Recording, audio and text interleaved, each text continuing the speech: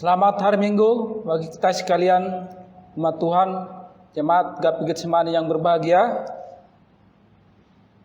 Kita akan memasuki ibadah kita.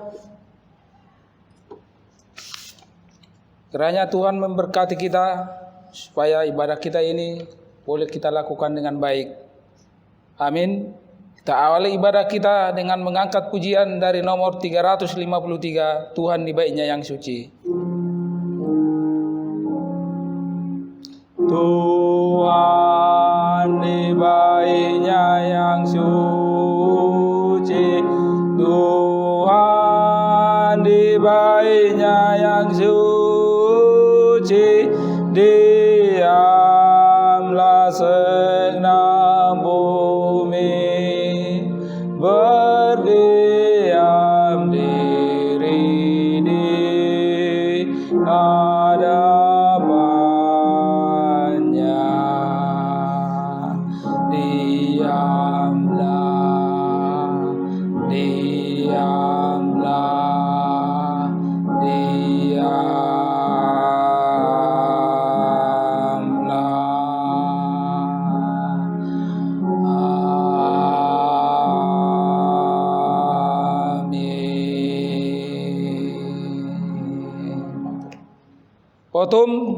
yang terambil dari Mazmur 117 ayat 1 sampai 2, demikian bunyinya.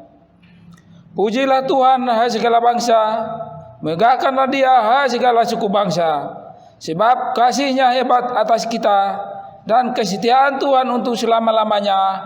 Haleluya. Amin. Jemaat diundang bangkit berdiri, kita angkat nyanyi pujian dari nomor 186. Nomor 1, 2, 1, 3, dan 4. Tercurah darah yang kudus di bukit Golgota, yang bertobat ditebus, terhapus dosanya, terhapus dosanya, terhapus dosanya, yang mau bertobat ditebus, terhapus dosanya. Ya domba Allah, darah-Mu tak hilang kuasanya, sehingga selamat umat-Mu dan suci selamanya, dan suci selamanya, dan suci selamanya, sehingga selamat umat-Mu dan suci selamanya.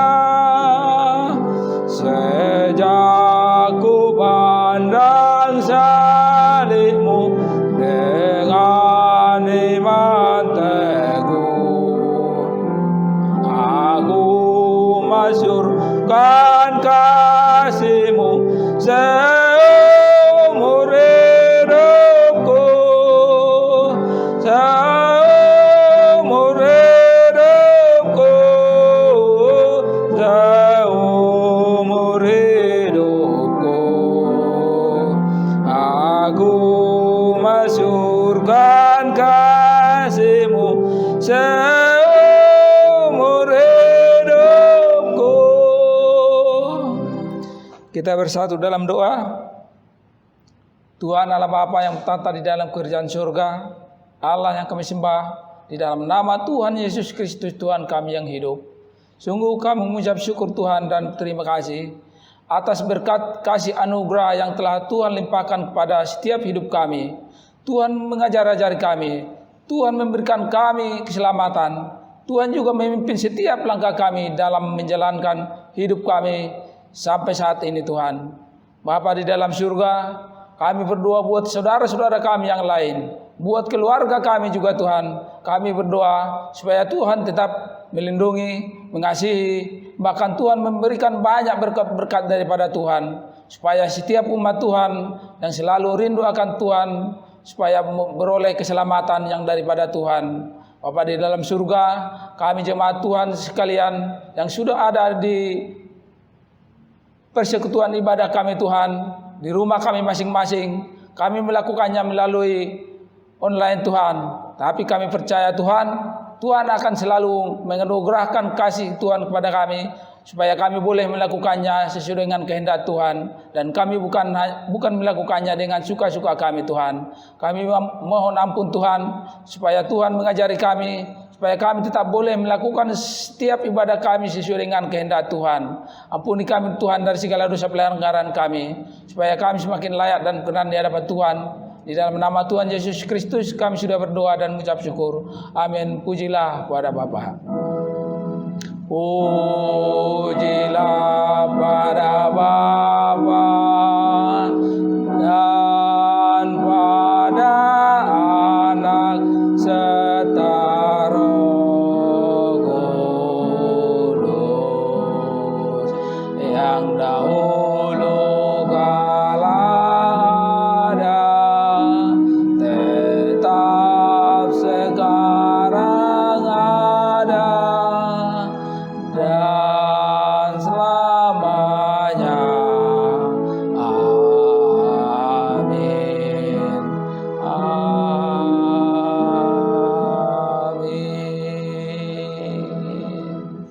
Jemaat diundang duduk kembali. Ayat responsoriak kita yang terambil dari Mazmur 38.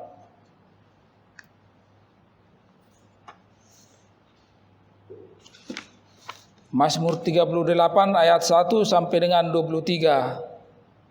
Saya akan membacanya di ayat pertama. Bapak Ibu sekalian di rumah boleh mengikutinya di ayat kedua, dan nanti di ayat yang ke-23 kita bersama-sama.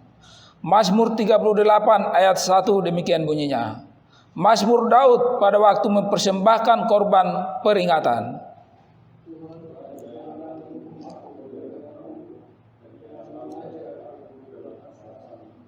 Sebab anak panahmu menembus aku, tanganmu telah turun menimpa aku.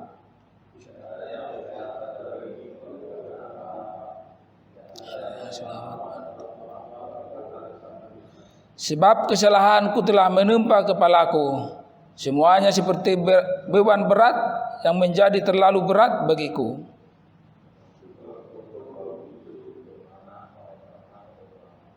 Aku terbungkuk-bungkuk sangat tertunduk, sepanjang hari aku berjalan dengan duka cita.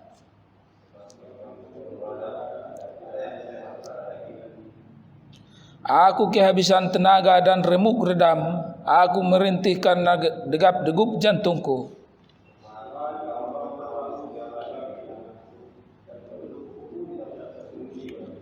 Jantungku berdebar-debar, kekuatanku hilang, dan cahaya mataku pun lenyap daripadaku.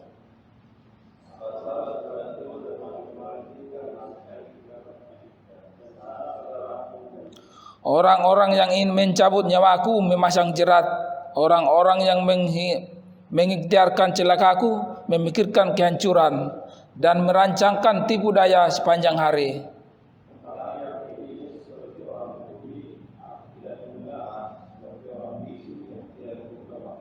Ya, aku ini seperti orang yang tidak mendengar, yang tak ada bantahan dalam mulutnya.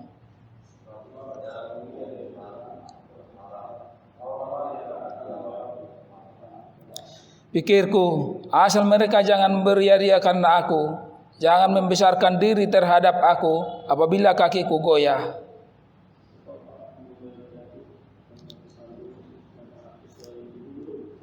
Ya, aku mengaku kesalahanku, aku cemas karena dosaku.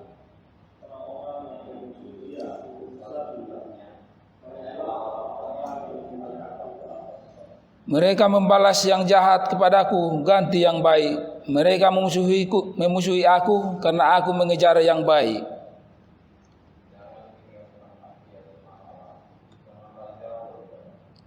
Segeralah menolong aku ya Tuhan keselamatanku.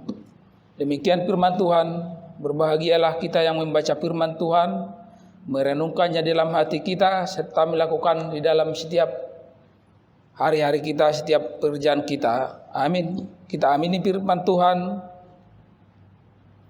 Kita angkat nyanyi pujian dari nomor 223 ayat 1, 3 dan 4.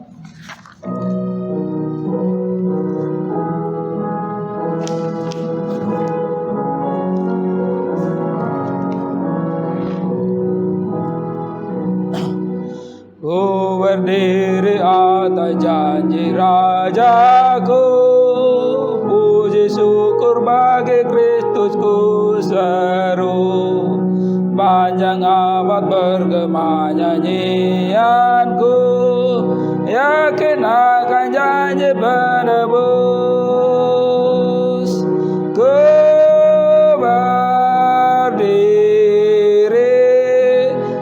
berdiri atas janji Tuhan Yesus. Ku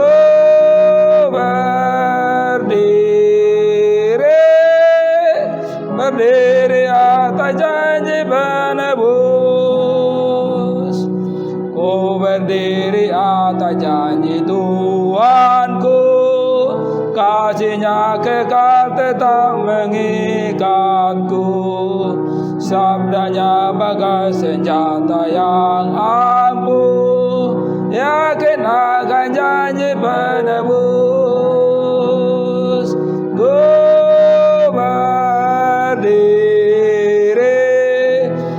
berdiri atas janji Tuhan Yesus. Ku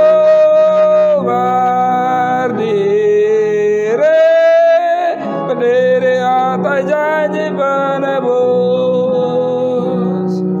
Ku berdiri atas janji yang kukuh. Ku dengar suaranya yang merdu. Ku bersandar pada juru selamatku, yakin akan janji penebus. Ku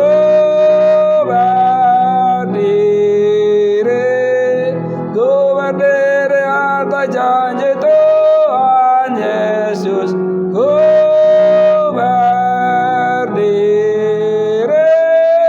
berdiri atas janji penebus. Kiranya hidup kita boleh seperti lagu yang barusan kita lakukan. Kita berdiri atas janji Tuhan pada kita. Kalau kita berdiri atas janji-janjinya Tuhan, pasti hidup kita akan terasa berbahagia di dalam menjalankan hidup kita.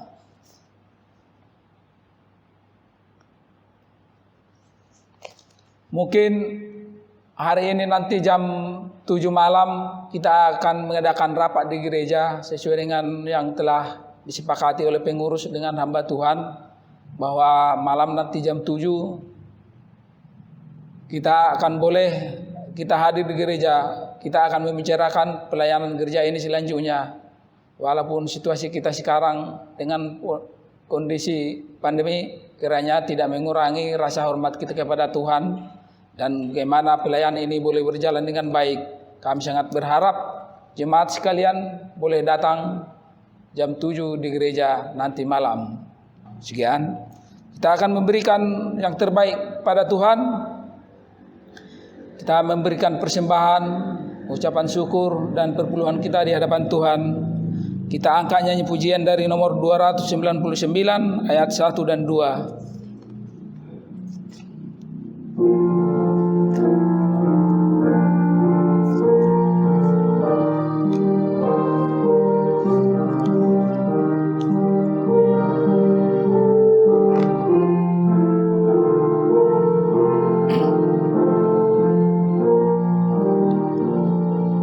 Tuhan memanggilmu, beri yang terbaik.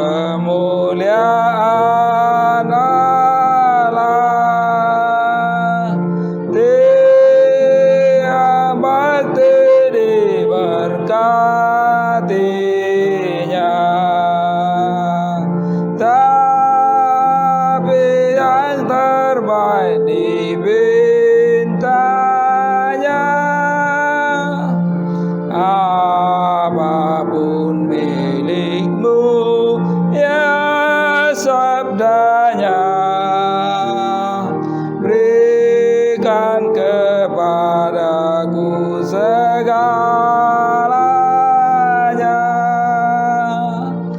Janganlah harapkan hormat dunia, janganlah hiraukan godaannya. Allah hendak memberi banyak berkat, beri yang terbaik dengan penuh hasrat. Tiap bakti diberkatinya, tapi yang terbaik dipintanya.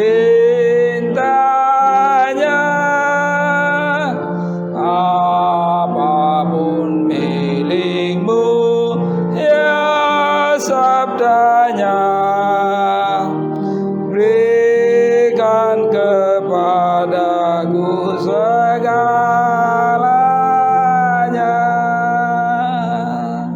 Jemaat diundang bangkit berdiri. Kita angkatnya pujian dari nomor 5. Pujilah Allah yang mulia. Pujilah Allah yang mulia, hai makhluk surga dan dunia, atas berkatnya puji terus Sang Bapa, Putra, Roh Kudus. Amin. Kita bersatu dalam doa. Tuhan Allah Bapa yang tata di dalam kerajaan surga, kembali kami mengucap syukur dan berterima kasih padamu ya Tuhan, di mana Engkau tetap masih mengasihi kami, melindungi kami, bahkan Tuhan mengizinkan kami ada di rumah kudus Tuhan. Kami boleh melakukan ibadah ini karena kehendak daripada Tuhan. Bapa di dalam surga, kami juga berdoa Tuhan. Kami banyak berdoa mensyukuri segala apa yang telah kami terima daripada Tuhan di dalam setiap hidup kami Tuhan.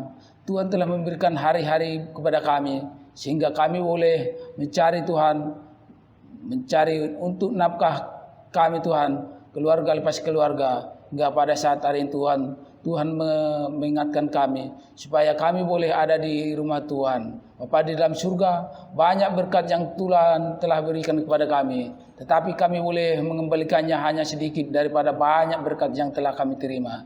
Tetapi Tuhan, kami berdoa, kuduskan, sucikan pemberian kami menjadi dupa yang harum di hadapan Tuhan, supaya boleh memperlihatkan nama Tuhan, dan ajari pengurus-pengurus Tuhan untuk memperluas kerajaan Tuhan di muka bumi ini, terlebih-lebih di daerah Batu Haji ini Tuhan.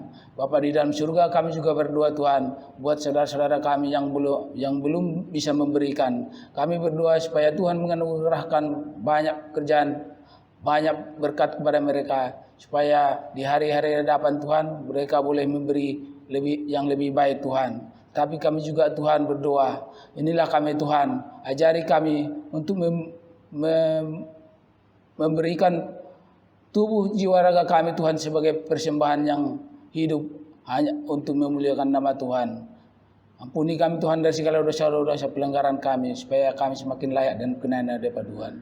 Di dalam nama Tuhan Yesus Kristus kami sudah berdoa dan mengucap syukur. Amin. Jemaat diundang duduk kembali. Sebagai pembacaan firman Tuhan atau teks khotbah, judul teks khotbah kita pada hari ini menjadi terang dalam dunia, yang terambil dari Matius 5 ayat 14 sampai 16.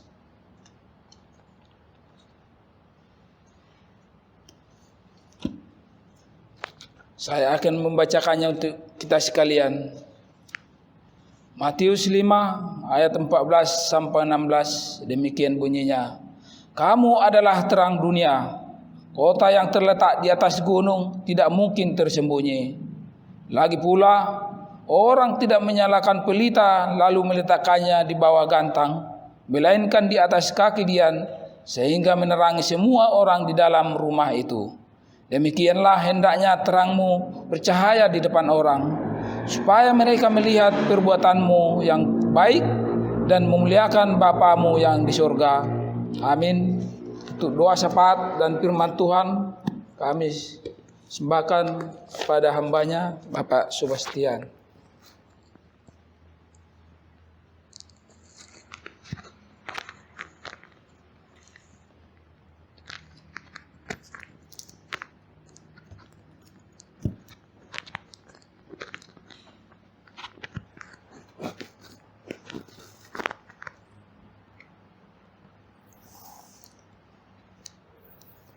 Sebelum kita mendengarkan firman Tuhan, mari kita sama-sama berdoa. Tuhan, Allah Bapa kami yang bertata dalam kerajaan sorga, Allah yang hidup dan Allah yang kekal, Allah Sang Pencipta langit dan bumi beserta segala isinya. Engkaulah satu-satunya Tuhan, Allah yang benar, karena Engkaulah yang menciptakan segala sesuatunya, dan kepadamu-lah segala sesuatunya akan kembali. Terlebih kami umat manusia yang Tuhan ciptakan begitu spesial di antara segala ciptaan lainnya. Bapa Surgawi, kami datang di saat ini ke hadapan Tuhan, untuk kami boleh memohon belas kasihan-Mu kembali untuk hidup kami di dalam dunia yang begitu fana dan penuh dengan kesulitan dan kesusahan ini. Bapa, sebelumnya kami sangat bersyukur kepadamu, karena kalau kami masih bisa beribadah kepadamu hari ini, semua itu karena belas kasihan-Mu dan pertolongan-Mu kepada kami semua. Meskipun hingga saat ini ya Tuhan, kami masih beribadah di rumah kami masing-masing. Tentu ya Bapa, kerinduan kami yang besar adalah kami boleh datang kembali ke rumah-Mu. Kami boleh kembali beribadah ya Tuhan di dalam rumah-Mu, berkumpul bersama sebagai satu keluarga di dalam Tuhan, dan kembali datang kepadamu ya Tuhan di dalam rumah-Mu untuk menyembah Engkau di dalam roh dan kebenaran. Namun karena situasi dan kondisi saat ini yang masih belum pulih, Tuhan, kami hanya bisa beribadah di rumah kami masing-masing. Bapa, biarlah ibadah kami berkenan kepadamu, dan biarlah kami semua yang beribadah kepadamu sungguh-sungguh mempersiapkan hati dan pikiran kami, dan sungguh-sungguh datang kepadamu ya Tuhan untuk menyembah Engkau di dalam roh dan kebenaran. Bapa Surgawi, kami datang kepadamu untuk memohon agar Engkau kiranya bermurah hati untuk kami semua. Jauhkanlah kami Tuhan dari penyakit, terlebih pada saat pandemik ini. Jauhkan kami Tuhan dari virus yang bisa bahkan membunuh tubuh ini. Bukan karena kami takut akan kematian ya Tuhan, karena kami tahu sebagai anak-anak-Mu, kematian adalah sesuatu yang indah bagi kami. Sebab kami akan tinggalkan dunia ini dan kembali bersama Tuhan di sorga. Itu adalah sesuatu hal yang sangat menguntungkan bagi kami. Tapi ya Tuhan, kami juga tahu bahwa kami juga memiliki tanggung jawab, dan terlebih pelayanan di dalam dunia ini. Oleh karena itu Tuhan, kami mohon supaya Tuhan jauhkan kami dari sakit penyakit ini, agar kami terus bisa menjadi saksi Tuhan dan melayani Tuhan di dalam dunia ini, memperluas kerajaan Tuhan dan membawa jiwa kepada Tuhan. Bapa Surgawi, ampuni kami Tuhan dari segala dosa dan pelanggaran kami, jikalau selama ini kami mempergunakan waktu kami dengan tidak bijaksana. Kami mempergunakan setiap kesempatan yang kami miliki dengan tidak ada rasa takut akan Engkau, dan terlebih tidak untuk melayani Engkau, tidak untuk menjadi saksi bagi Engkau di dalam dunia ini.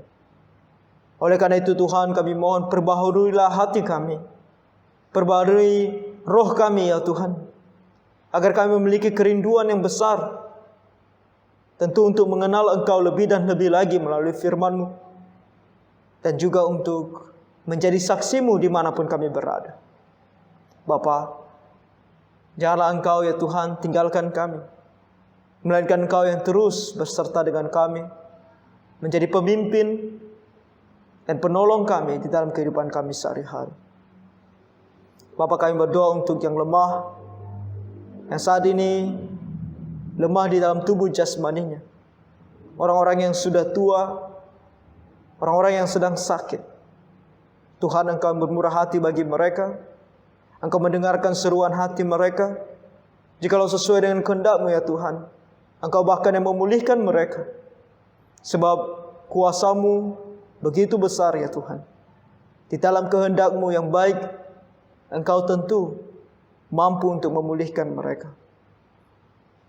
Dan sekiranya ya Tuhan, sesuai dengan kehendak-Mu, mereka tidak pulih dari penyakit mereka. Bapa, Engkaulah yang kiranya meneguhkan iman mereka di dalam Engkau, sehingga mereka menyadari ya Bapa bahwa anugerah-Mu senantiasa cukup bagi mereka, bahkan di dalam menjalani masa-masa sulit oleh karena penyakit yang mereka derita. Dan biarlah pun di tengah-tengah penyakit yang mereka derita, mereka pun masih bisa menjadi saksi Tuhan bagi setiap orang yang ada di sekitar mereka. Bapa, bagi kami yang sehat, Engkau berikan kami Tuhan keinginan yang besar untuk menggunakan kesehatan tubuh kami untuk melakukan apa yang berkenan kepada Tuhan, untuk mempermuliakan nama Tuhan senantiasa. Bapa, kami juga tidak lupa berdoa untuk pemerintah kami. Engkau yang menolong mereka ya Tuhan di kondisi yang saat ini masih sulit di dalam negeri kami ini. Tuhan, Engkau yang memberikan mereka pertolongan daripada-Mu, kebijaksanaan dan hikmat daripada Tuhan untuk memimpin bangsa ini sesuai dengan kehendak-Mu, supaya tetap ada ketertiban, keamanan, bahkan kemerdekaan bagi kami untuk terus beribadah kepada Tuhan. Bapa Surgawi, Engkau yang menolong mereka semua. Kami berdoa ya Bapa, supaya saat ini ketika kami membuka firman-Mu, Engkau yang menolong kami ya Tuhan. Kiranya Roh Kudus-Mu bekerja di dalam hati dan pikiran kami ya Tuhan, supaya kami tahu apa yang Tuhan sampaikan kepada kami dan apa yang Tuhan mau kami lakukan di dalam kehidupan kami di dunia ini. Tolong kami Tuhan, supaya kami boleh mengerti dan melakukannya dalam kehidupan kami. Tuhan, kami serahkan waktu ini ke dalam tangan-Mu. Kami berdoa dan bersyukur di dalam nama Tuhan kami Yesus Kristus. Amin. Mari kita kembali membuka Alkitab kita, Matius pasalnya yang kelima, ayat 14 sampai 16. Dan seperti sudah disampaikan tadi bahwa tema firman Tuhan hari ini adalah menjadi terang dalam dunia. Menjadi terang dalam dunia. Apakah yang dimaksud dengan menjadi terang di dalam dunia? Nah, Matius 5 ayat 14 sampai 16 adalah bagian dari khotbah Tuhan Yesus yang sangat terkenal. Kita tahu ini disebut sebagai khotbah di bukit, dari pasal 5 sampai pasalnya yang ke-7. Dan kalau kita membaca dari ayatnya yang ketiga sampai ayatnya yang ke-12, kita mendengar atau sering mendengar ini dikatakan sebagai ucapan berbahagia. Ucapan bahagia daripada Tuhan Yesus untuk setiap umatnya, untuk setiap mereka yang mengikuti Dia. Nah, di sini ini adalah secara spesifik kepada para muridnya dan juga dapat didengarkan oleh semua orang. Dan tentunya ini juga untuk kita, anak-anak Tuhan. Setiap kita yang mengatakan percaya kepada Tuhan Yesus. Kita yang mengatakan percaya kepada Tuhan Yesus harus mengambil firman Tuhan ini untuk kita juga. Nah, kalau kita melihat ungkapan-ungkapan atau ucapan-ucapan bahagia yang diberikan oleh Tuhan, ucapan-ucapan bahagia ini adalah ucapan-ucapan berbahagia bagi kita yang mengikuti Tuhan dan kehidupannya di dalam dunia ini menderita. Di sini dikatakan, kalau kita melihat di ayat 3, orang yang miskin di hadapan Allah. Ayat 4, orang yang berduka cita. Ayat 5, orang yang lemah lembut. Ayat 6, orang yang lapar dan haus akan kebenaran. Ayat 7, orang yang murah hatinya. Ayat 8, orang yang suci hatinya. Ayat 9, orang yang membawa damai. Ayat 10, orang yang dianiaya oleh sebab kebenaran. Ayat 11, jika karena aku kamu dicela dan dianiaya dan kepadamu difitnahkan segala yang jahat. Dan ayat 12, bersukacita dan bergembiralah karena upahmu besar di sorga. Perkataan-perkataan ini adalah bagi mereka yang tidak memiliki kehidupan yang sama dengan dunia. Artinya mereka yang sungguh percaya kepada Tuhan Yesus dan mau mengikuti Tuhan Yesus seumur hidupnya. Kita yang mau percaya kepada Tuhan Yesus dan mengikuti Tuhan Yesus seumur hidup kita adalah yang disebut sebagai orang Kristen. Kata orang Kristen bukan hanya semata-mata hanya sebuah panggilan, tetapi memiliki makna yang lebih daripada itu. Karena Kristen sendiri artinya pengikut Kristus. Jadi kalau kita mau mengikuti Kristus, berarti kita percaya Dia adalah Tuhan dan Juru Selamat pribadi kita. Dan di satu sisi kita mau mengikuti segala perintahnya. Dan di dalam mengikuti segala perintahnya di dalam dunia ini, kita menjadi orang asing bagi dunia. Sehingga terkadang kita mengalami hal-hal yang dikatakan tadi dari ayat yang ketiga sampai ayat yang ke-11. Dan di dalam menjalani semuanya itu, kita adalah anak-anak Tuhan. Dan di dalam ayatnya yang ke-14 sampai 16, tiba-tiba Tuhan Yesus berbicara tentang kita sebagai terang bagi dunia. Di ayat 14 dan 15, kita akan melihat dua hal tentang kita. Tentang posisi kita di dalam dunia ini. Siapa kita di dalam dunia ini sebagai anak-anak Tuhan.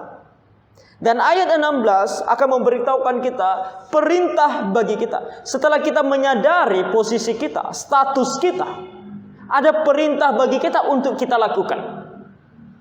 Nah, status yang pertama kita lihat di ayat 14, kalimatnya yang pertama. Ketika dikatakan di sana, kamu adalah terang dunia.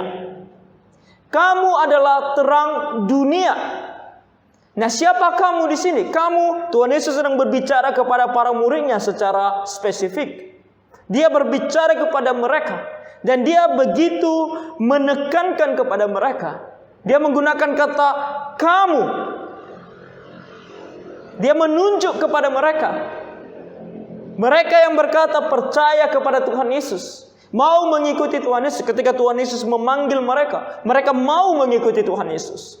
Di dalam kesadaran mereka bahwa mereka harus meninggalkan segala sesuatunya dan mengikut Tuhan Yesus. Di dalam kesadaran mereka bahwa mereka harus meninggalkan dosa mereka dan percaya kepada Tuhan Yesus. Di dalam kesadaran mereka bahwa mereka harus bertobat dari segala kehidupan mereka yang lama, meninggalkan semua dosa tersebut dan mengikut Tuhan Yesus. Kamu dan kepada kita yang mengatakan diri percaya kepada Tuhan Yesus. Coba kita ingat kembali, kapan pertama kalinya kita percaya kepada Tuhan Yesus? Nah, ada orang yang dari kecil percaya kepada Tuhan Yesus. Mungkin karena dia lahir di keluarga Kristen, kemudian dia dibawa ke gereja, ke sekolah minggu oleh orang tuanya. Dari kecil dia mendengarkan tentang Tuhan Yesus. Dan dari kecil Roh Kudus sudah bekerja di dalam hatinya, sehingga dia menyadari tentang Tuhan Yesus dan bahkan percaya kepada Tuhan Yesus. Ada rasa takut akan Tuhan di dalam hatinya. Saya secara pribadi merasakan hal tersebut. Saya dari kecil dibawa ke sekolah minggu oleh orang tua saya. Di rumah diajarkan firman Tuhan. Di rumah kita ada kebaktian, di mana kita bisa bernyanyi memuji Tuhan dan membaca firman Tuhan bersama-sama. Dari kecil saya mengenal Tuhan. Saya percaya, kalau saya ingat-ingat kembali, saya percaya Tuhan dari sejak SD. Saya mengenal Tuhan Yesus. Dan ada rasa takut. Ada rasa takut di dalam hati saya kepada Tuhan Yesus. Setiap kali saya melakukan dosa, saya teringat untuk datang kepada Tuhan Yesus dan meminta Dia untuk mengampuni segala dosa saya.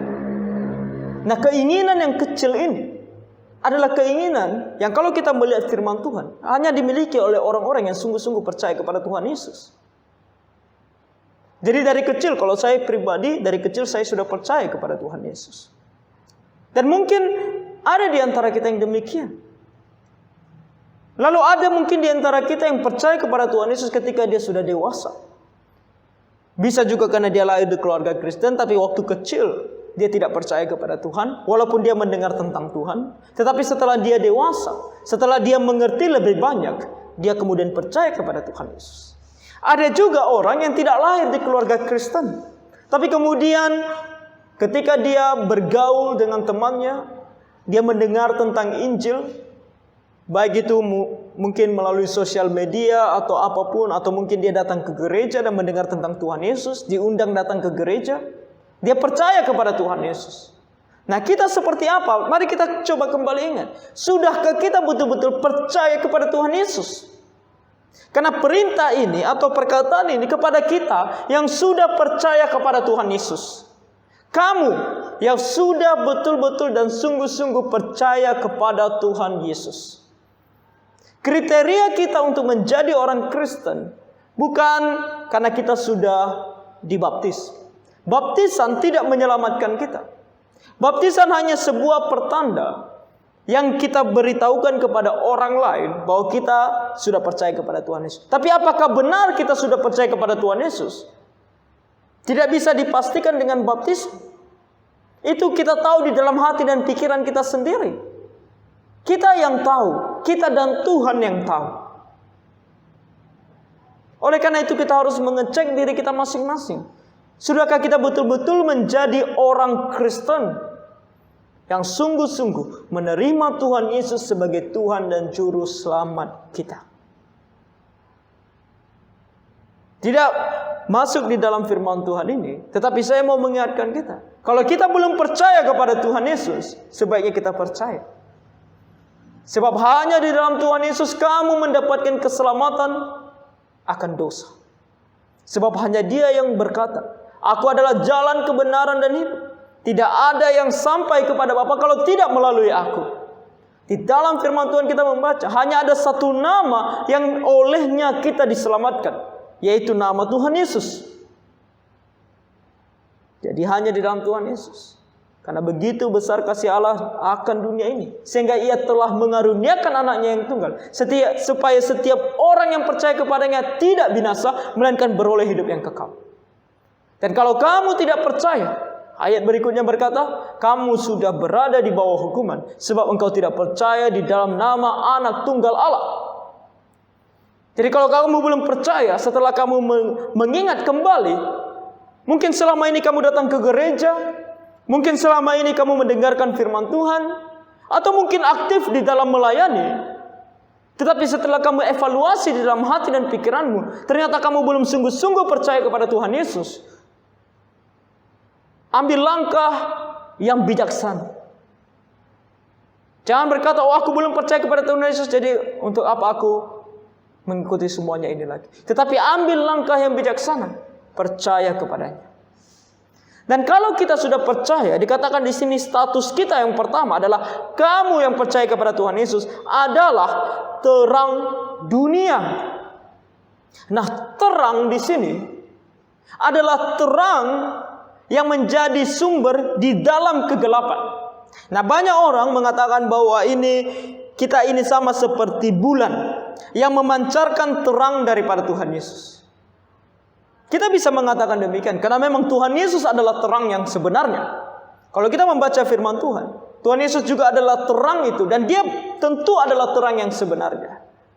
Dan kita bisa dikatakan adalah terang yang memancarkan terang daripada Tuhan Yesus. Tetapi saya percaya penekanannya di sini bukan hanya sekedar kita menjadi bulan atau pemancar terang daripada Tuhan Yesus. Tetapi penekanannya di sini adalah kita harus mengetahui status kita di dalam dunia ini adalah bahwa kita adalah sumber dari terang bagi kegelapan yang ada di sekitar kita.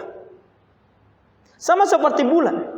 Di malam hari, ketika bulan bercahaya, kita tidak memikirkan tentang bulan itu sedang memancarkan cahaya atau memantulkan cahaya matahari. Kita tidak sedang memikirkan itu.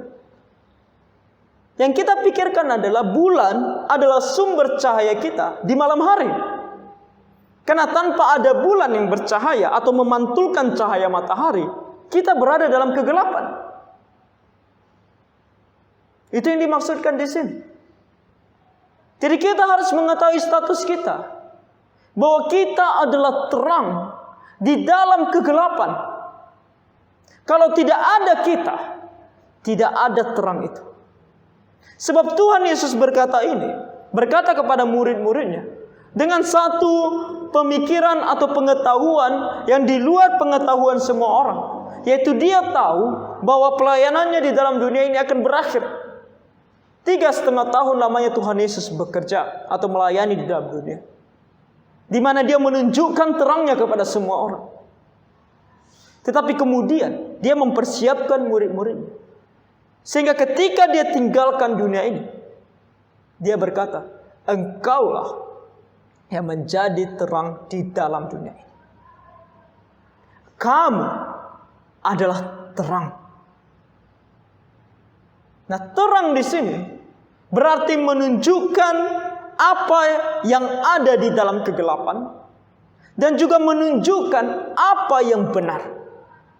Sebab kedua hal ini kita melihat di dalam firman Tuhan digunakan bergantian untuk berbicara tentang terang. Yang pertama, terang itu sebagai kebenaran, yang memberitahukan tentang kebenaran, yang menunjukkan kebenaran. Contohnya ketika kita mencari sesuatu di dalam kegelapan, supaya kita mendapatkan apa yang kita cari, kita membutuhkan terang untuk kita mendapatkan apa yang kita mau cari. Kebenaran. Untuk mencari kebenaran, kita membutuhkan terang. Dan kemudian, terang ini adalah yang mengekspos atau yang menunjukkan sesuatu yang tidak kelihatan, sesuatu yang salah di dalam dunia ini. Makanya ketika Tuhan Yesus datang ke dalam dunia, Yohanes berkata bahwa dia adalah terang itu yang datang ke dalam dunia, tetapi dunia membenci dia karena dunia ini gelap. Dunia ini adalah kegelapan yang membenci terang itu. Karena kalau terang itu datang, terang itu akan mengungkapkan segala kebobrokan, segala dosa yang dilakukan oleh dunia. Jadi di satu sisi secara positif dia menunjukkan kebenaran, di satu sisi secara negatif dia menunjukkan kesalahan dan dosa yang dimiliki di dalam kegelapan. Itulah kita. Status kita dalam dunia adalah menjadi terang. Jadi kemanapun kita pergi, kita harus bisa menunjukkan kepada orang lain apa itu kebenaran. Dan kita harus bisa membuat orang yang melakukan dosa mengetahui bahwa dia sedang melakukan dosa. Kalau kita pergi ke tempat orang yang melakukan dosa, dan orang tersebut tidak merasakan apa-apa yang berbeda dari kita, dan menganggap kita sama dengan dia, berarti kita belum menjadi terang. Status kita dalam dunia adalah menjadi terang. Kamu adalah terang dunia. Kamu adalah terang di dalam dunia. Kamu adalah terang bagi dunia. Itu status kita yang pertama. Nah, status kita yang kedua adalah kita sebenarnya tidak mempunyai pilihan. Tetapi kita yang ditempatkan untuk menjadi terang. Status kita yang kedua. Karena di sini dikatakan, kota yang terletak di atas gunung tidak mungkin tersembunyi. Ayat 14. Kota yang terletak di atas gunung tidak mungkin tersembunyi. Nah, kota yang terletak di sini, kata terletak adalah kata yang menunjukkan kepada kita bahwa kota ini bukan terletak dengan sendirinya, tetapi ada seseorang yang meletakkan kota itu ada di situ. Karena kata meletakkan di sini atau letak atau terletak adalah kata yang sama ketika kalau contohnya kita mengambil seorang bayi dan meletakkannya di atas tempat tidur, itu meletakkannya dengan hati-hati dan penuh dengan pertimbangan. Bagaimana kita meletakkan seorang bayi di atas tempat tidur? Kita letakkan begitu saja? Tidak. Tapi kita pegang betul-betul, kemudian kita letakkan dengan hati-hati, dengan penuh pertimbangan agar posisinya benar, dan kepalanya tidak terantuk atau badannya tidak terantuk, dan dia betul-betul diletakkan dengan nyaman. Begitulah kita. Dimanapun kita berada, kita diletakkan oleh Tuhan dengan tujuannya, dengan penuh pertimbangan dan hikmat daripadanya. Di mana kita berada, disitulah Tuhan meletakkan kita. Dan dikatakan di sini bahwa kota itu diletakkan di atas bukit, di atas gunung. Kota yang terletak di atas gunung tidak mungkin tersembunyi. Kita orang Kristen bukan diletakkan Tuhan di dalam dunia menjadi orang-orang yang low profile. Tahu low profile? Tidak mau menunjukkan dirinya. Kita bilang, karena kerendahan hati aku tidak mau menunjukkan diriku orang Kristen. Kita harus rendah hati, tetapi bukan dalam bagian ini. Ketika kita memiliki kemampuan, ketika kita bisa melakukan sesuatu, kita rendah hati. Kita tidak mau menyombongkan diri. Ketika kita memiliki sesuatu, mendapatkan sesuatu, kita rendah hati. Kita tidak mau menyombongkan hal tersebut. Tetapi di dalam menjadi saksi bagi Tuhan, kita harus menyadari posisi kita di mana. Posisi kita seperti sedang berada di atas gunung, sehingga semua orang bisa melihat kita dan kita tidak tersembunyi, saudara. Itu posisi kita di dalam dunia sebagai terang.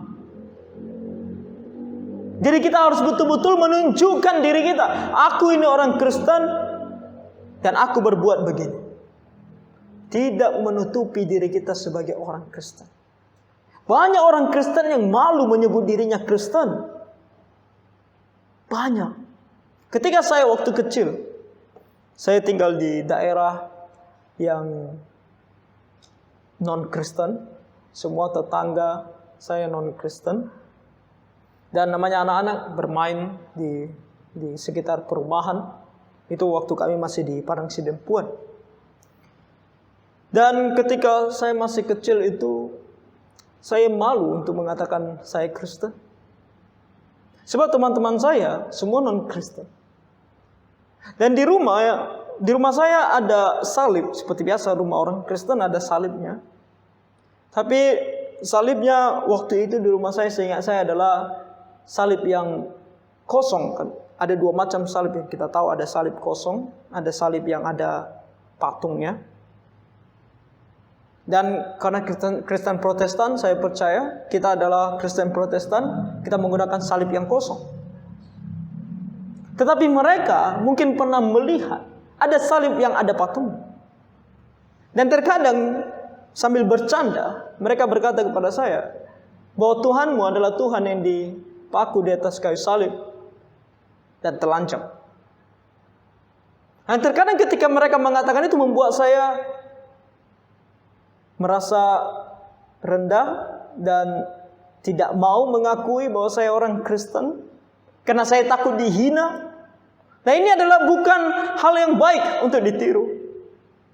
Sebab kita sebagai orang Kristen harus berdiri di atas gunung, menunjukkan bahwa kita orang Kristen. Dihina, dianiaya, diapakan pun, kita harus senantiasa mengatakan, aku ini orang Kristen. Banyak orang Kristen tidak mau mengatakan dia Kristen. Contohnya ketika melamar pekerjaan. Kenapa? Karena terkadang di dalam melamar pekerjaan, satu hal yang dituntut bagi kita adalah bekerja di hari Minggu. Dan kalau kita mengatakan kita orang Kristen dan harus beribadah di hari Minggu, di dalam hati dan pikiran kita, kita sudah sangat khawatir tentu kita tidak akan diterima di dalam pekerjaan tersebut. Saudara, kita adalah terang di dalam dunia. Kita adalah terang di dalam dunia dan kita adalah kota yang ditempatkan di atas gunung. Diterima atau tidak diterima di dalam pekerjaan itu, orang harus tahu kita ini orang Kristen dan kita beribadah di hari Minggu. Dan Tuhan adalah Allah kita yang maha kuasa. Kita berbicara tentang Tuhan yang maha kuasa ketika kita membutuhkan saja. Ketika kita sakit, kita berkata, Tuhan, Engkau adalah Allah yang maha kuasa, Engkau mampu menyembuhkan aku. Ketika kita membutuhkan yang enak-enak saja, Ketika kita kekurangan biaya, kita mengatakan, Tuhan Engkau adalah Allah yang Maha Kuasa, Engkau pasti membukakan jalan bagiku. Tetapi ketika kita mengalami kesulitan, karena status kita sebagai orang Kristen, kita lupa bahwa Tuhan adalah Allah yang Maha Kuasa juga, yang bisa melepaskan kita dari kesulitan kita karena Dia. Status kita adalah terang bagi dunia.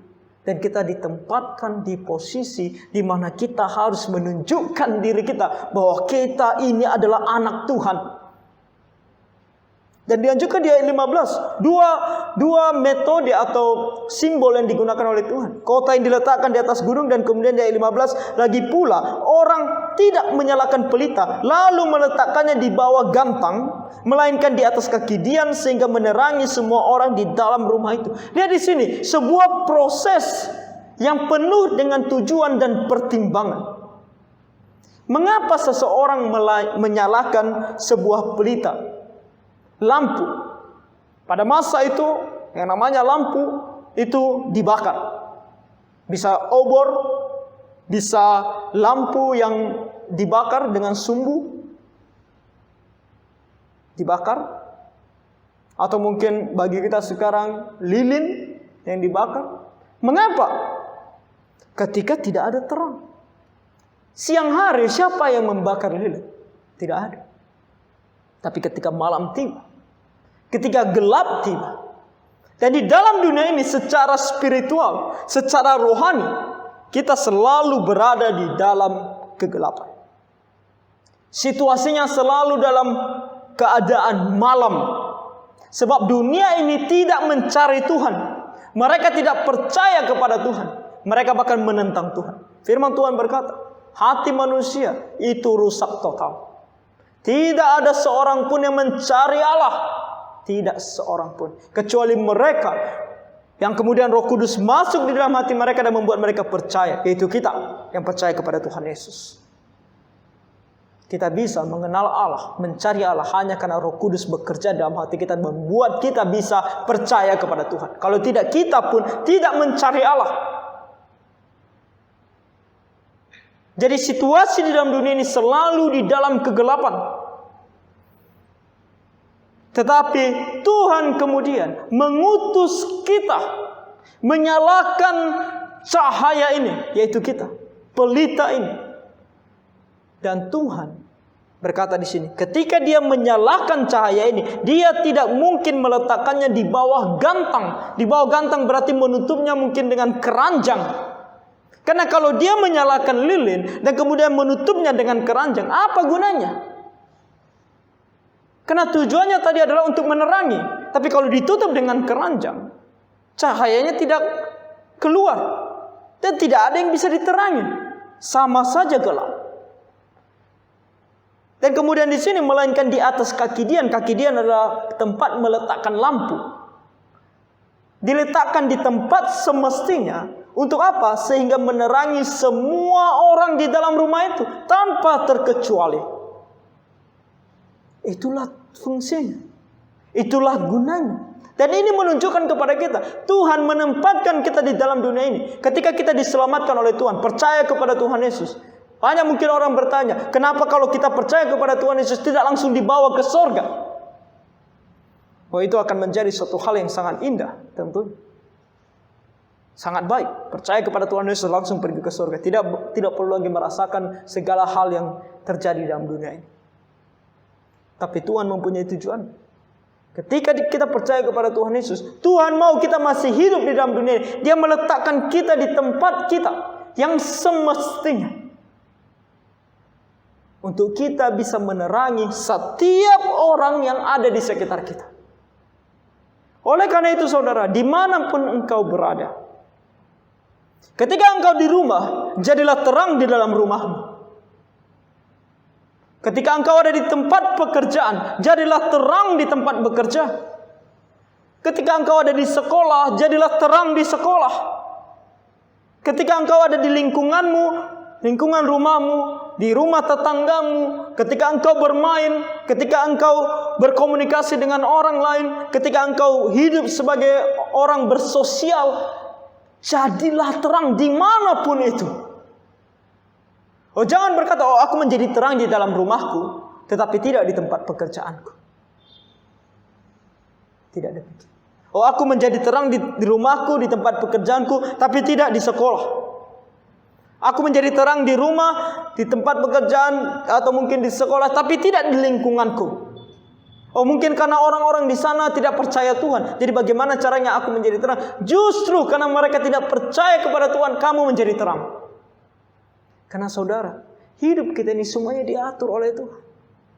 Di mana kita berada, itu semua sesuai dengan kehendak Tuhan. Itu semua sudah diatur oleh Tuhan. Dan Dia mau di mana kita berada, kita tetap menjadi terang. Karena Dia yang meletakkan kita di sana.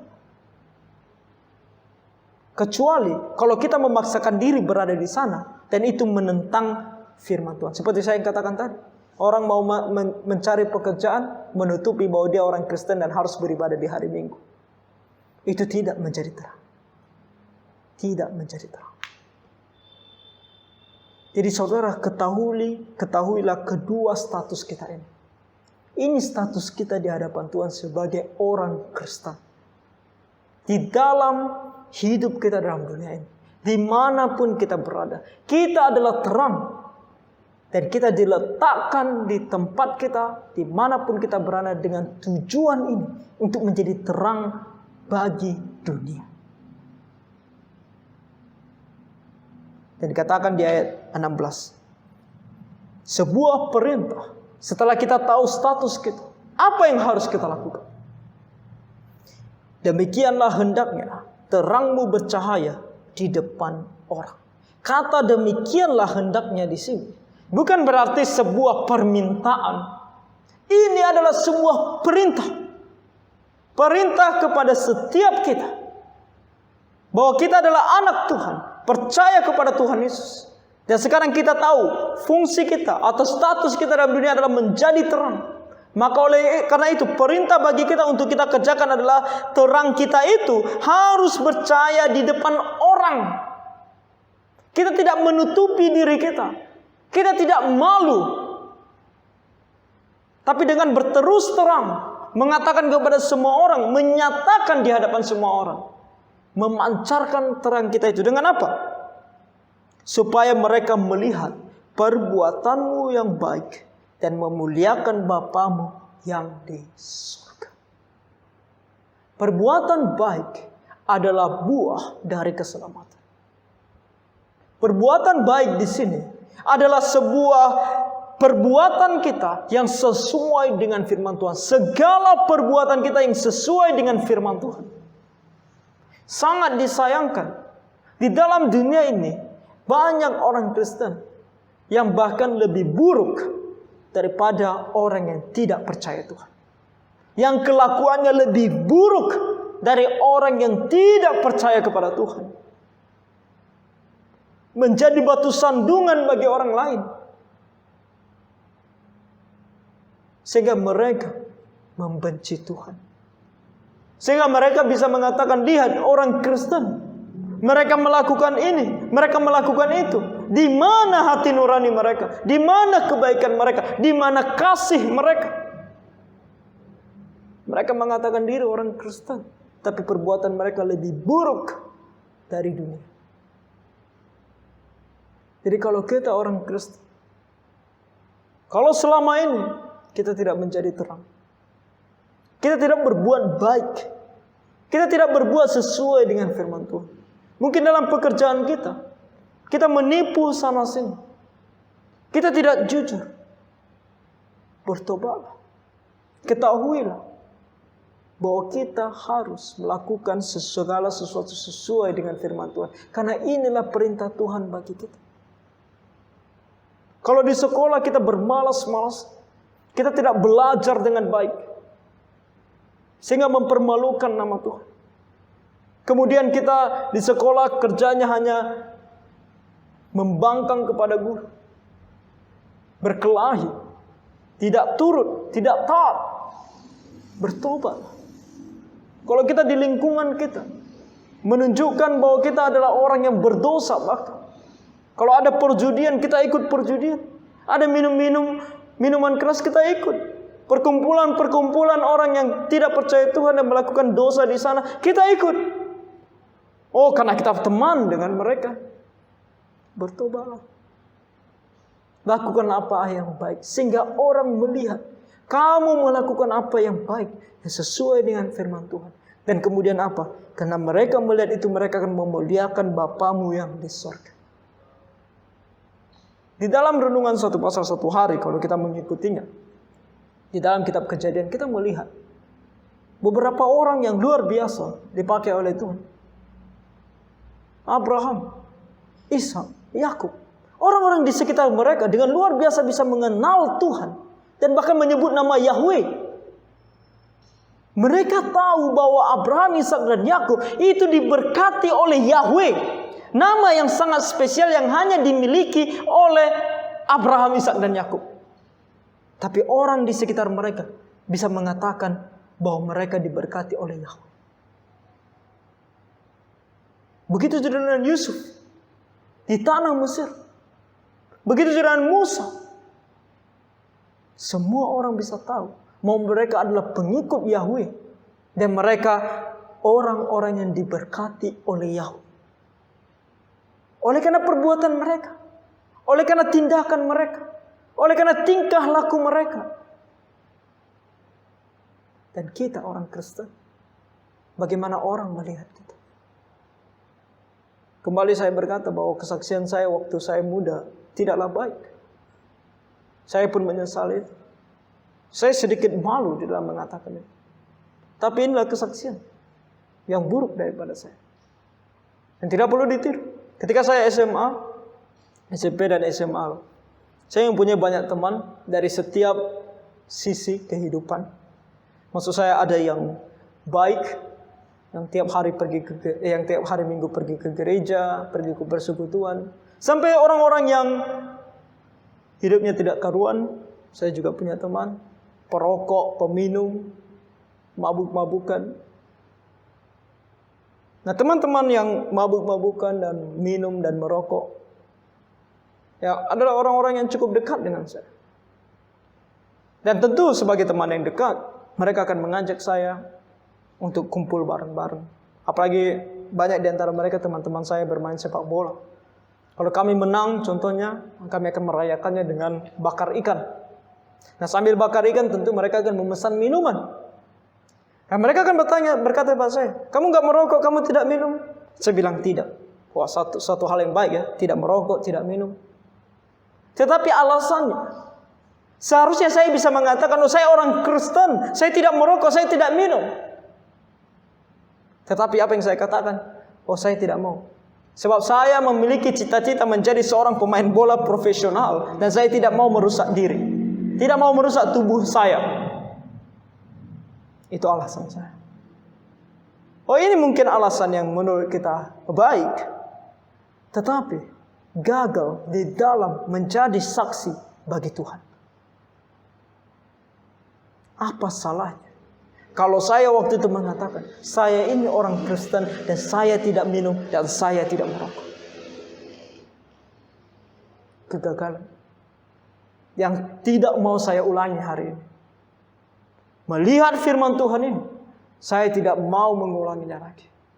Ketika orang bertanya kepada saya, kenapa kamu tidak melakukan ini? Kenapa kamu tidak melakukan itu? Saya akan mengatakan, saya orang Kristen karena itu menentang firman Tuhan. Saya tidak akan melakukannya. Itu dosa di hadapan Tuhan. Seharusnya kita mengatakan itu. Itulah kita di dalam menjadi cahaya bagi Tuhan, menjadi terang di dalam dunia ini. Demikianlah hendaknya terangmu bercahaya di depan orang, supaya mereka melihat perbuatanmu yang baik. Dan kemudian apa? Memuliakan Bapamu yang di surga. Mereka akan bertanya, mengapa kamu melakukan itu? Dan mereka akan bertanya, siapa Tuhan? Mengapa bahkan nyawamu kamu relakan untuk Dia? Apakah begitu penting? Apakah begitu layaknya? Bahkan nyawamu sendiri, bahkan kenikmatan, bahkan kenyamanan, keamanan yang seharusnya kamu miliki, kamu korbankan untuk Dia. Seberapa layaknya. Dan disitulah kamu memiliki kesempatan untuk memberitahukan kepada Dia bahwa Dia yang kamu percaya adalah Tuhan yang menyelamatkan kamu dari segala dosa. Dan betapa layaknya Dia untuk disembah. Karena di dalam dunia ini segala sesuatu yang akan ditinggalkan. Tetapi Dia akan membawa kita ke surga. Jaminan yang pasti yang Dia berikan. Disitulah mereka akan memuliakan nama Tuhan. Dan kalau Tuhan bermurah hati, mereka bisa percaya kepada Tuhan.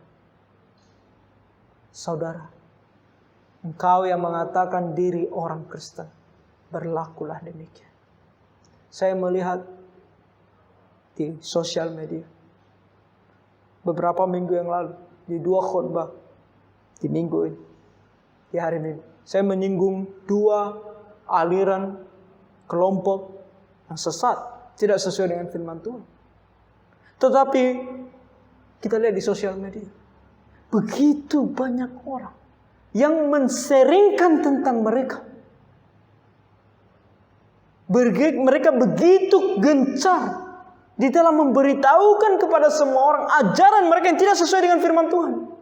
Dan kita orang Kristen mengatakan diri Kristen, memiliki kebenaran, firman Tuhan ada di tangan kita. Yang kita sharingkan apa di sosial media? Status kita tentang putus cinta, bagaimana kita berkelahi dengan orang lain, bagaimana keburukan orang lain. Itu yang kita sharingkan. Nama kita dari Alkitab, kita baca namanya. Wah, ada di Alkitab semua nama-namanya. Tapi statusnya duniawi, tidak menggambarkan terang dari Tuhan. Tidak bahkan berani kita sharingkan firman Tuhan. Oleh karena itu, baiklah kita menjadi terang dimanapun kita berada, bahkan di sosial media sekalipun. Jangan kita biarkan mereka yang bahkan menyampaikan, mengajarkan yang salah, memenuhi dunia ini. Tetapi kita yang merupakan terang yang harusnya memenuhi dunia ini. Oleh karena itu, jadilah terang. Jadi kiranya Tuhan menolong kita semua. Mari kita berdoa.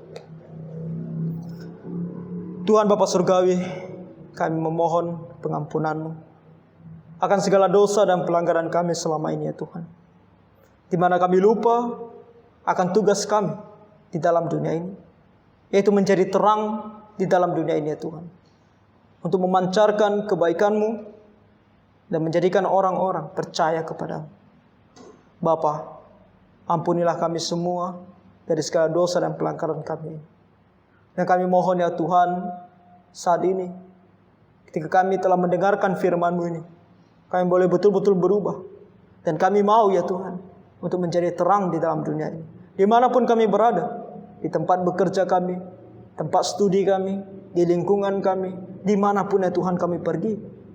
Engkaulah kiranya Bapa yang menolong kami untuk bisa menunjukkan kepada semua orang tentang firman Tuhan, tentang Tuhan Yesus, sehingga mereka melihat apa yang baik yang kami lakukan sesuai dengan firman dan mempermuliakan nama Tuhan Bapa kami di surga.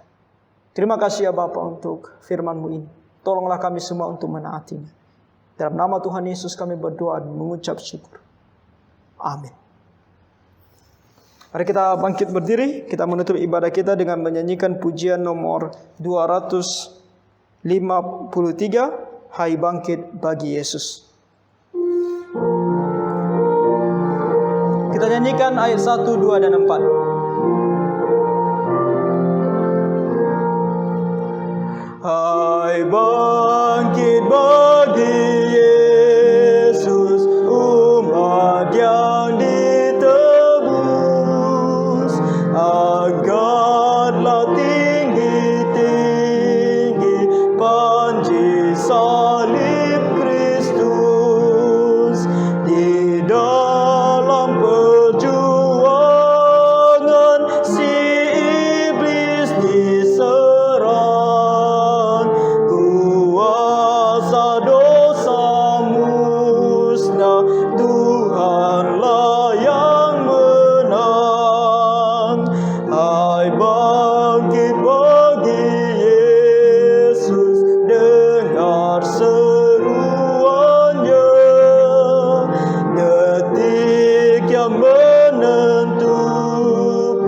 sekarang inilah, walaupun tak terbilang pengikut kuasa gelap, semakin berbahaya, semakin kau tetap. Hai bangkit bagi Yesus, tak lama berperang. Pastilah umat Tuhan kelak akan menang. Pahala tersedia, mahkota mulia bersama Raja surga bertata selamanya. Amin. Mari kita berdoa.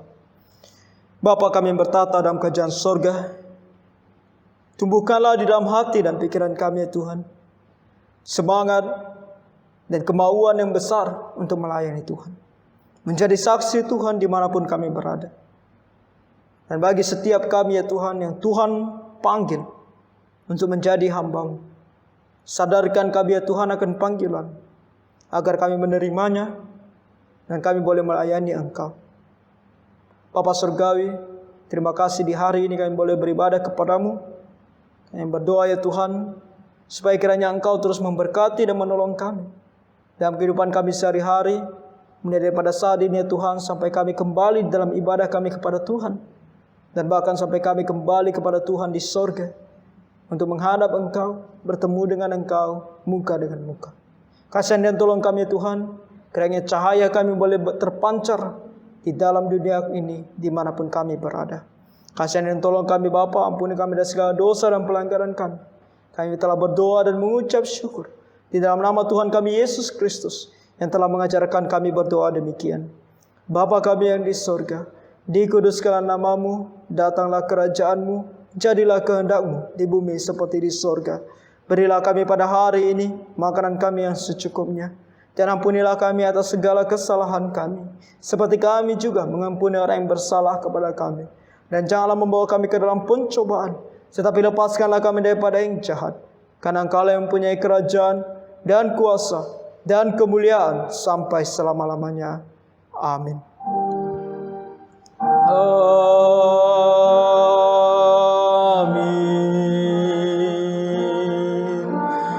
Amin.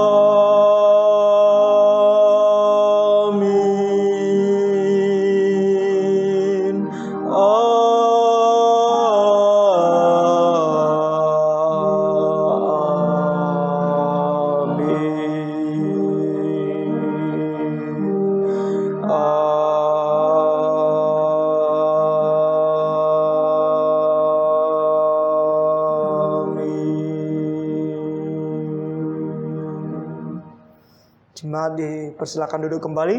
Doa teduh dan kebaktian kita telah selesai. Tuhan memberkati.